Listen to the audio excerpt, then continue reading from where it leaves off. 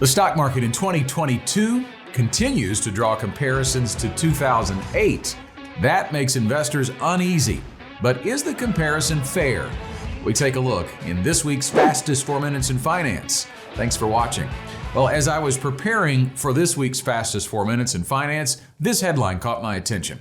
10-year Treasury yield tops 4% for the first time since 2008.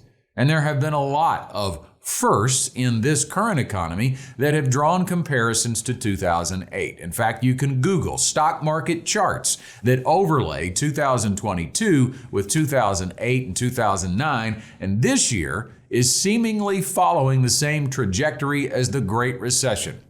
Just saying economy and 2008 in the same sentence can send chills down your spine, but let's be clear, this is not 2008.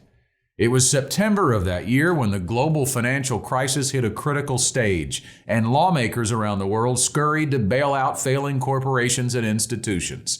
In fact, 14 years ago this week, the Dow suffered its largest point drop ever at the time, crashing 777 points, which was nearly 7%.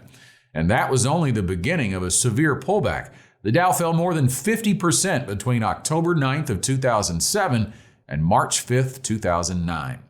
It is important to recognize, though, that the 2008 financial crisis was brought on by extreme circumstances that do not exist in our current economy. The crisis was brought on by bad mortgage lending. There is no reason to believe a recession, if we have one, would be anywhere near as severe as what we experienced in 2008. In 2008, the country was hemorrhaging jobs. Nearly 400,000 were lost in a 2-month period between September and October. By comparison, in August of this year, we added 315,000 jobs. By the end of 2008, the unemployment rate was 7.3%. In 2022, it's 3.7%. In 2008, corporations were strapped for cash, and the liquidity problem fueled some of the economic problems. In 2022, U.S. firms are reporting cash reserves of roughly $4 trillion. Of course, inflation is much worse in 2022, and we don't know what the data will look like in 2023. Will economic conditions continue to deteriorate, or will we get inflation under control so the Fed will slow their aggressive series of rate hikes? Only time will tell, but here's something to watch for in the coming months as we watch the inflation data. The 6 months between October 21 and March 22, inflation rose 4.8%, and we're told that's the highest 6-month spike ever. Why is that important? Well, in the past 2 months, prices have risen only 0.1%.